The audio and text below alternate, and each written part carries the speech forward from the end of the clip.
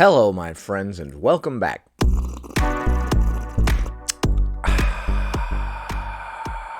Today, we're taking a look at the third installment of what I like to call Fat Shaming Fridays, where we take a look at various responses to this. Tell me the wildest way you have ever been fat shamed. Happy Friday to everyone. If you're enjoying the channel, please consider subscribing today. Or tomorrow. Tomorrow would also be fine. It's close enough, dude. To help me deal with the fat shame, I must first apply comb to mustache. Tell me the wildest way you have ever been fat shamed. So about 15 years ago or so, I went to Egypt on a flight from Gatwick to Tava. And on the flight out, it was, I think we flew with Air 2000 or First Choice Airways, whatever they were called at the time. And we got the food, they put the plate down, I opened it up, it was meant to be sausage and mash, and the sausages were not there. So I pressed a little call. Dun dun dun! Sausages and mash, minus the sausages. Uh-oh, this is a predicament indeed. Bell button, the guy came back over and I went, excuse me, my food doesn't have the sausages on the top. And he just went, you sure you haven't already eaten them already, honey? You sure it had anything to do with your weight? The guy wasn't just a jerk who doesn't believe anybody? Excuse me, flight attendant, could I get another pillow? Are you sure you didn't eat the previous pillow? Why, I never.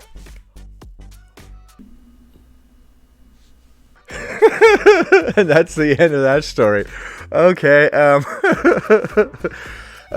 just to remind everyone, if I laugh at these, I'm not laughing at the person's pain. I'm laughing at the silliness of the story because we have some crazy interactions as human beings, and all you can do is laugh about it, dude. Like that show Curb Your Enthusiasm with Larry David. Oh, dude, that dude gets into some wacky interactions with people, and I believe it.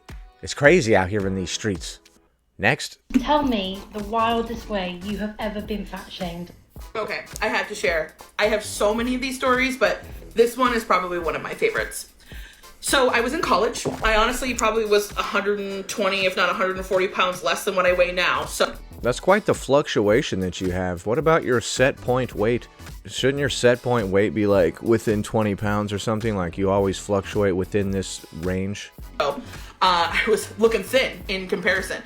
But I guess you were still overweight though, even when you were 120 pounds less, because this is about to be a fat shaming story. So that's interesting. I was in college and I was a theater major at this particular school, and I had a job on campus as the student treasurer for the theater department.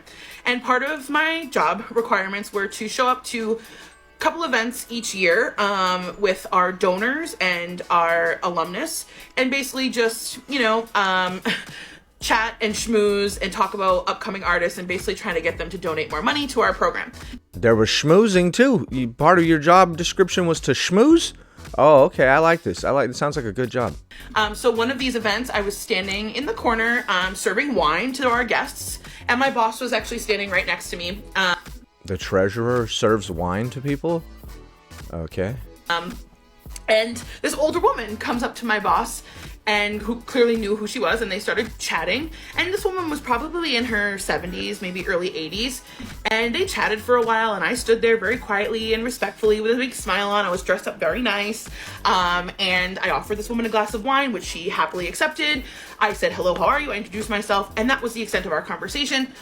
As she was wrapping up her conversation with my boss said, oh, so-and-so, make sure you check out our dessert table. We got these amazing pastries from, and she said, the local bakery.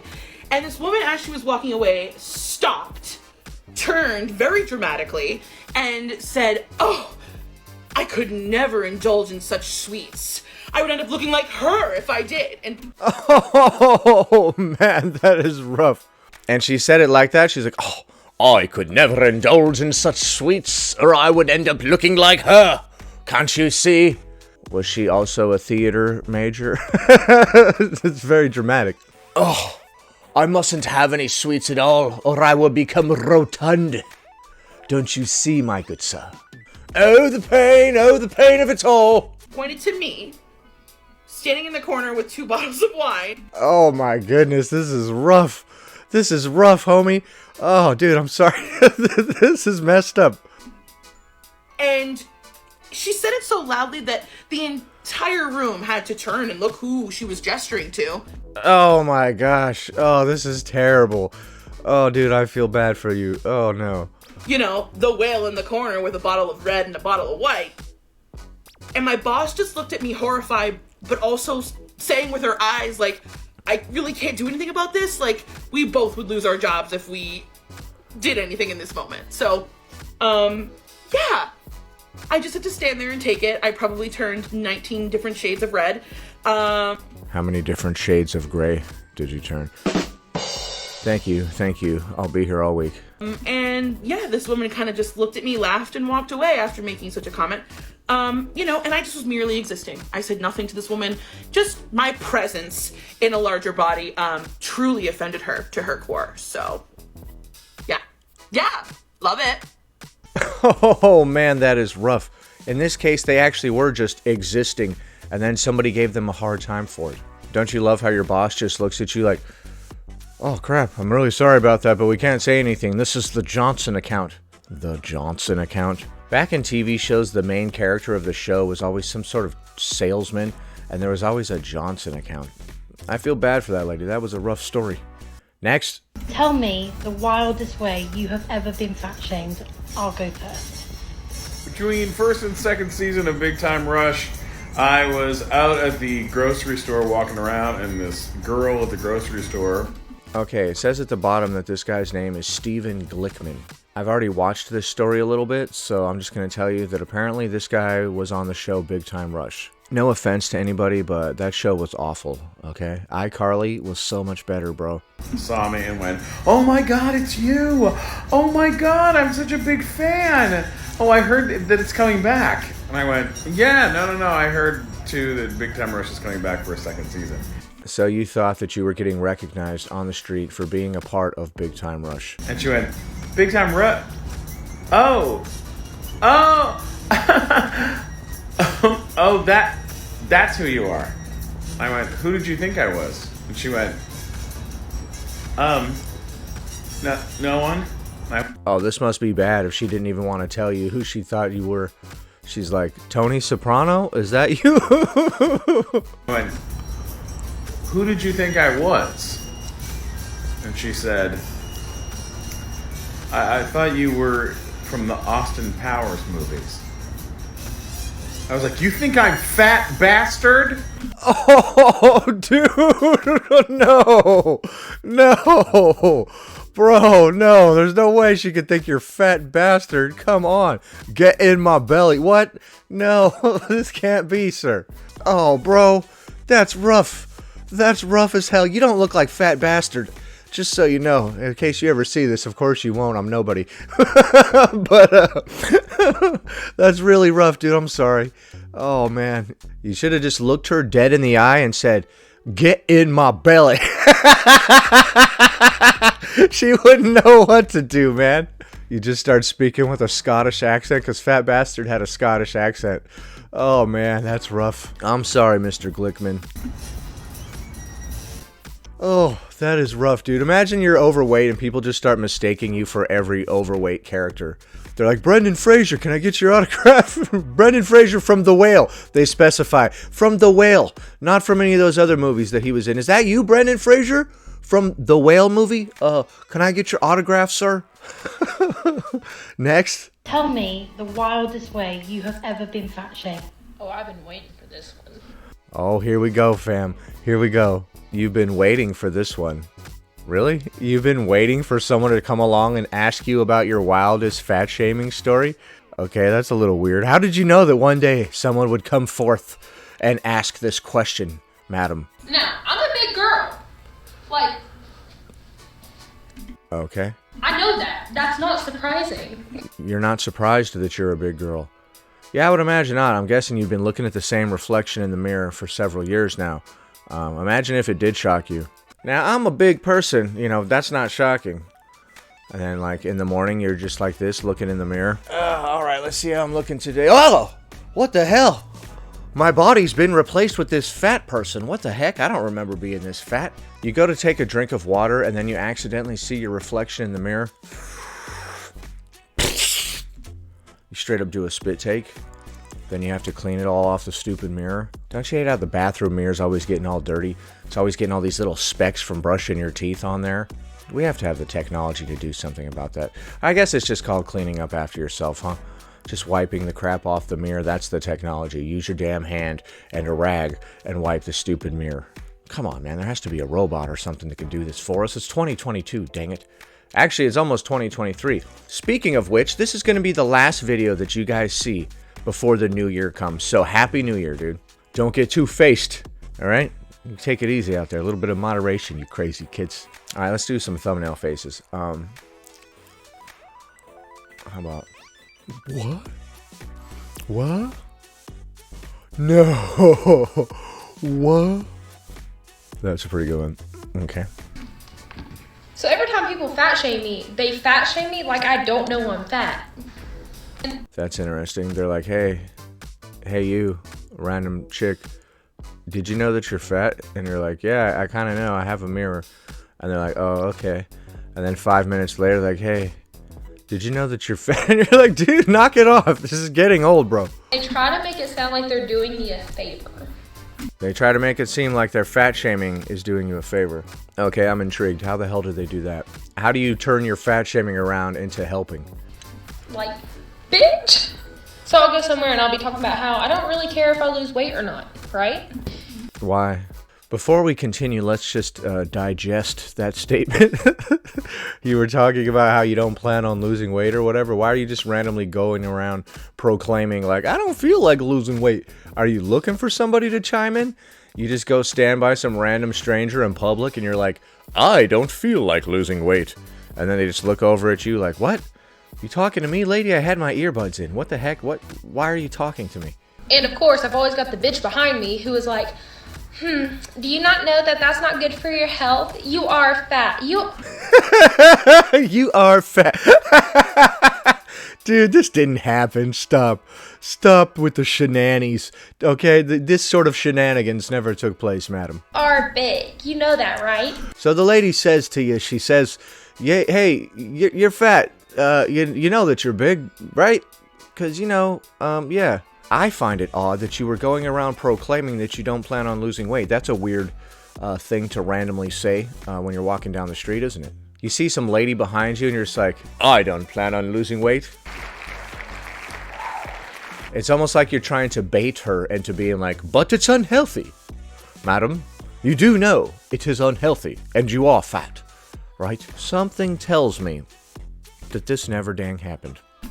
Like, yes, I know I'm fat. I own a fucking mirror. But you That was weird that lady would say that to you if that happened. know what else I own? This. I own this. A fupa? Is that the front butt? The fupa? The fupanza? The fupanza. And I'm What did that other chick say? Unleash the fupanza. Or embrace the fupanza. Something. I like fupanza though. That classes up the joint. Makes it seem fancy, doesn't it? hot as hell. Okay. I think your dog agrees. He's looking up and he's like, yes. Yes, queen. You are a strong, independent woman. Okay, in every shape, form, no matter what.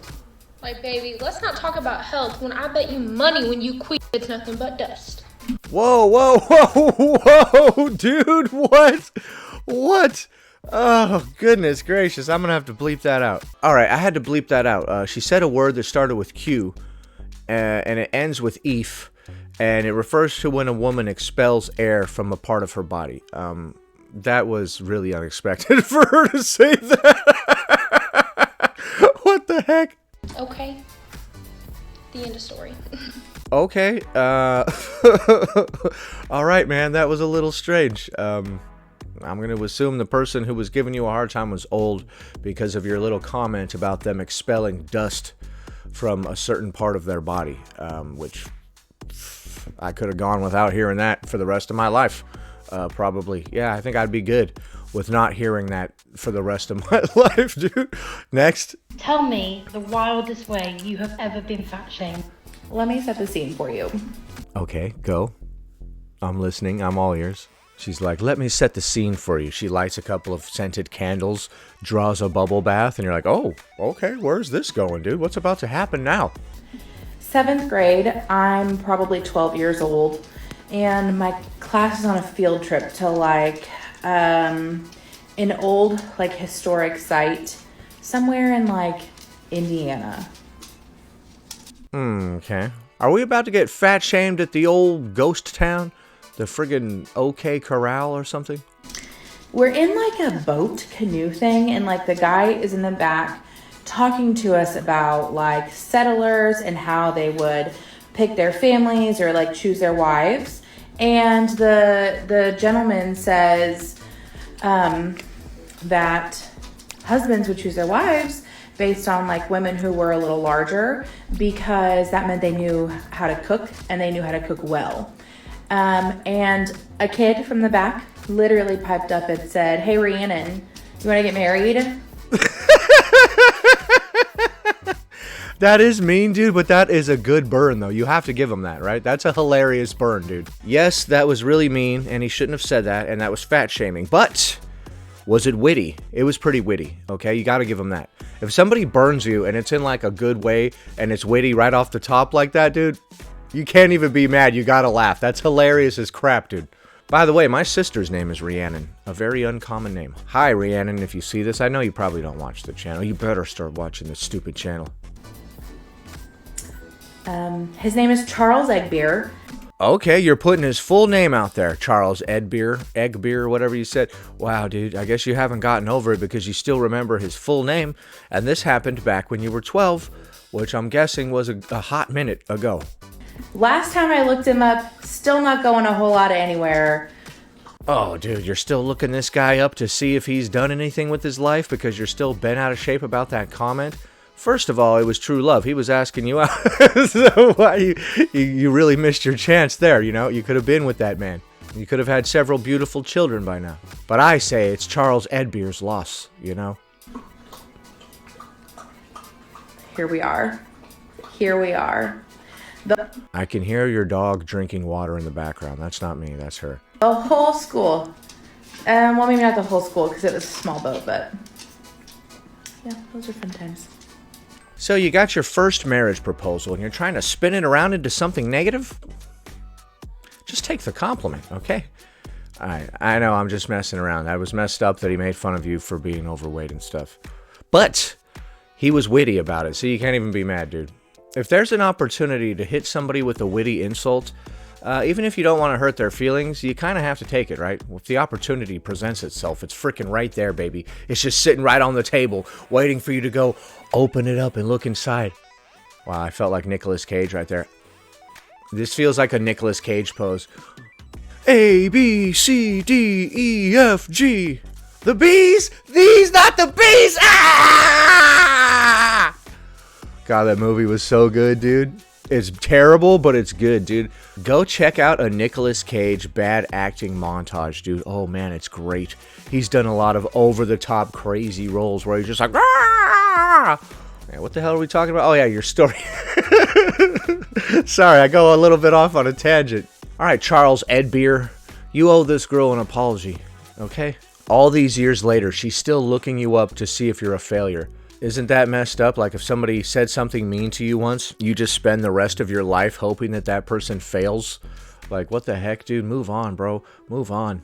That'd be funny if Charles Eggbeer was still harping on that moment. He's like in the local bar with his friends and he's like, hey guys, remember that time I said, hey Rhiannon, want to be my wife? Like he hasn't moved on either. That was the highlight of his life. That like he had a good joke one time and so he just can't stop retelling the tale. Oh, that's hilarious. If you would like to join the Discord server, here's a link. We've got a fan art channel in there where you can submit some pictures of me. Sorry, I'll stop believing in myself immediately. We also have a lot of other great channels in there too. You should check it out. Anyway, that about does it. Thanks for watching, commenting, liking, and subscribing. and I'll see you in the next one.